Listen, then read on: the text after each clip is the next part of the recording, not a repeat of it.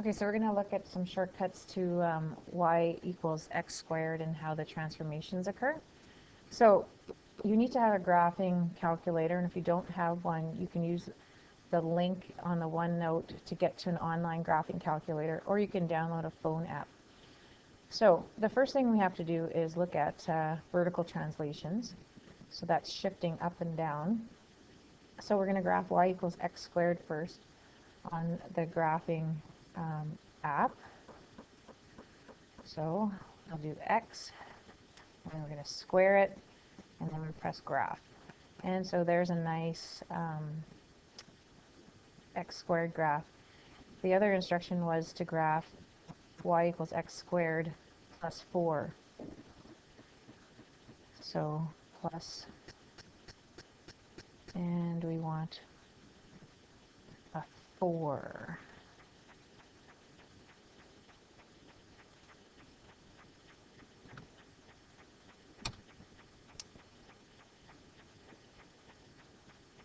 Okay, so you can see it's the same graph, but what happened from the red graph to the green graph? It got shifted up 4.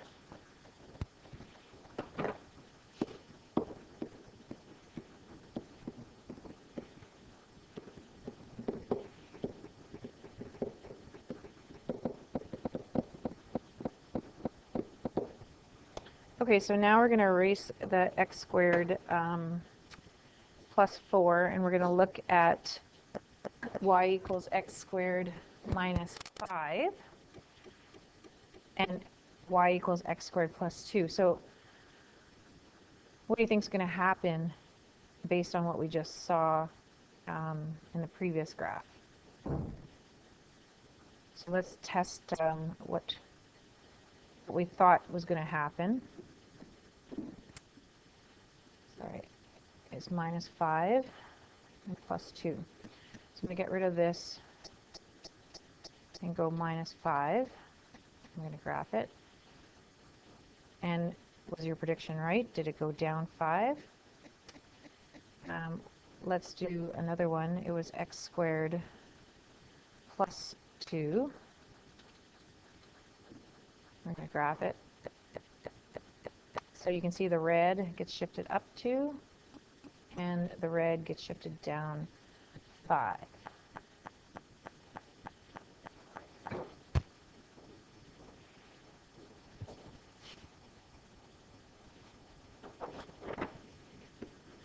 Down 5, and this was up 2.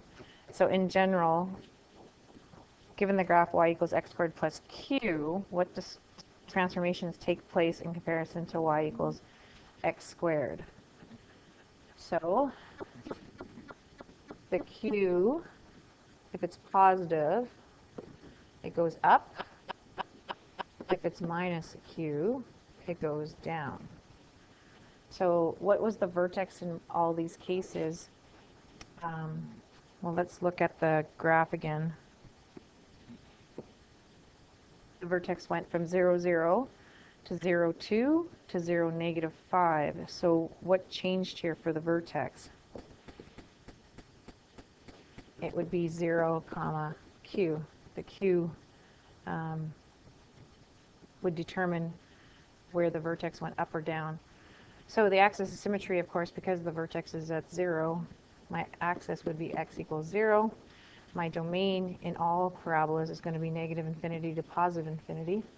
And because this actually opens up, it's going from whatever the minimum value was, q, to positive infinity.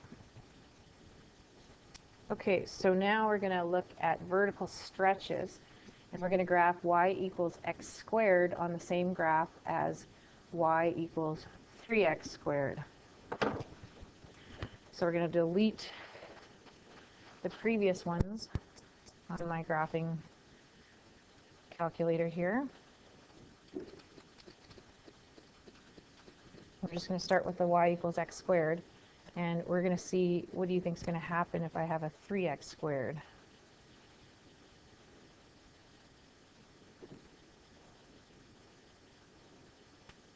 So, like the title said, it was a vertical stretch.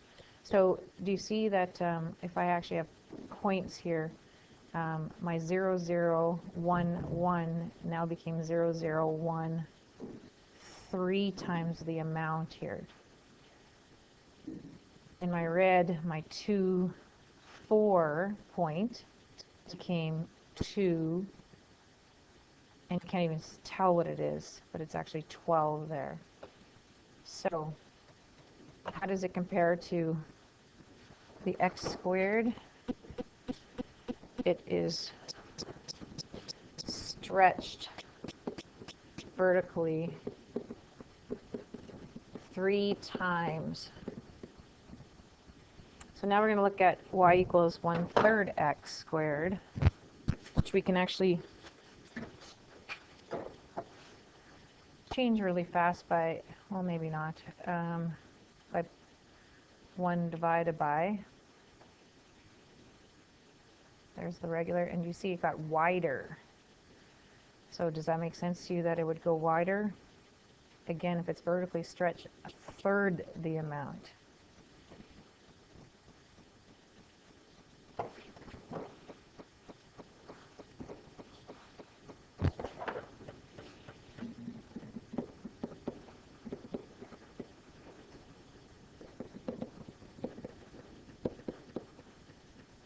Okay, so now we're going to graph y equals negative x squared and y equals x squared on the same graph and see what happens.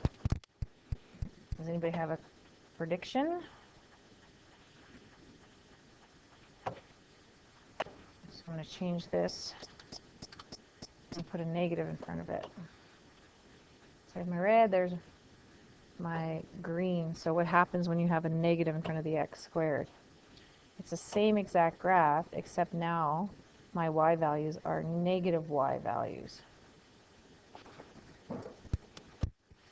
Or we can also say it's a reflection over the x-axis.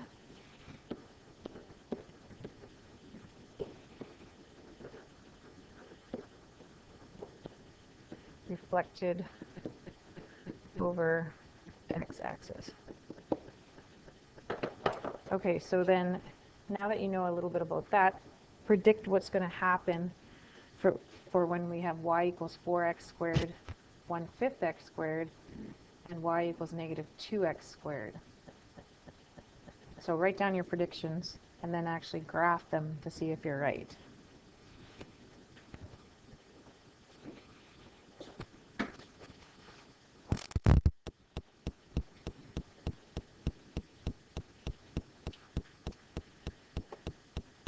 So we have a 4x squared. We have a 1, I think it was 1/5 x squared, and a negative 2. And we have a negative 2x squared.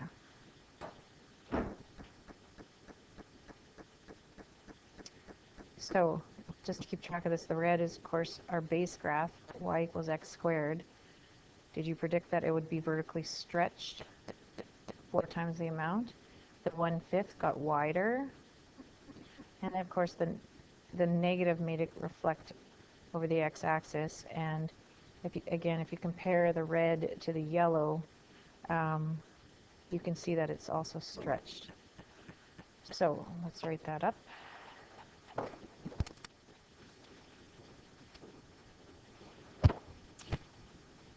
So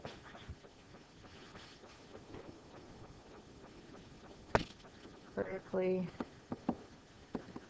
stretched 4 times, vertically stretched 1/5, reflection over x-axis, and vertically stretched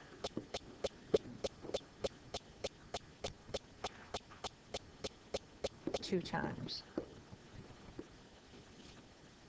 So in general,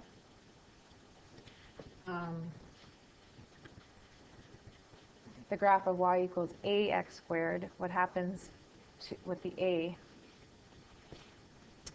Again, if a was greater than 0, it opens up.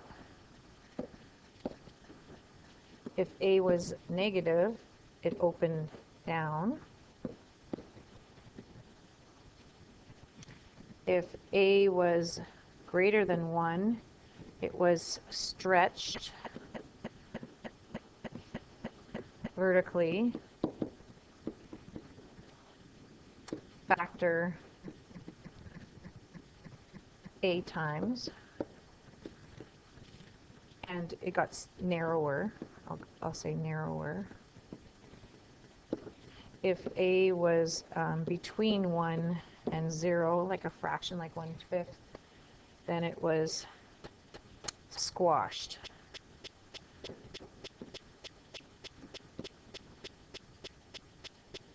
Or it went wider. Okay, so the vertex in all of them was still 0, 0. The axis symmetry didn't change, so it's x equals 0. The domain, again, is negative infinity to infinity.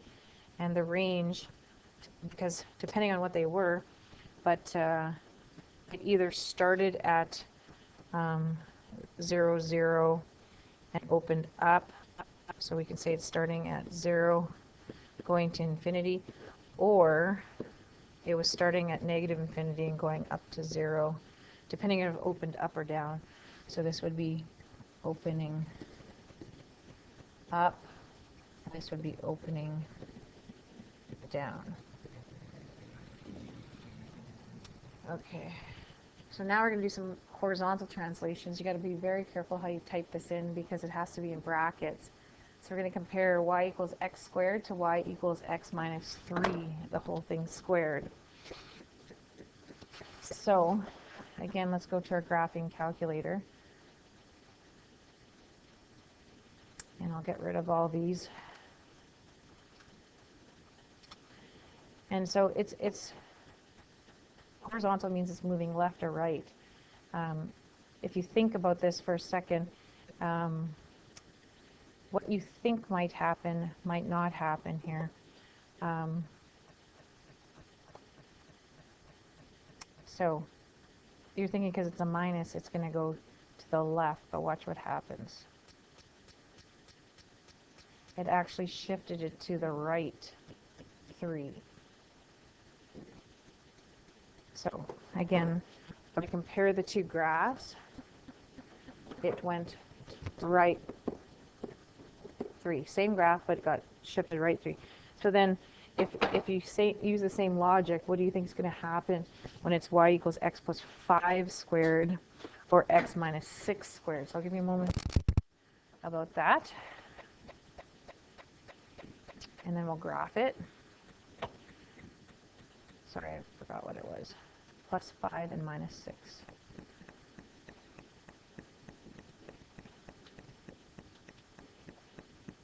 So there's plus 5. It went left 5. And x minus 6. Again, it's similar to what we just did. You see? It moved to the right 6. So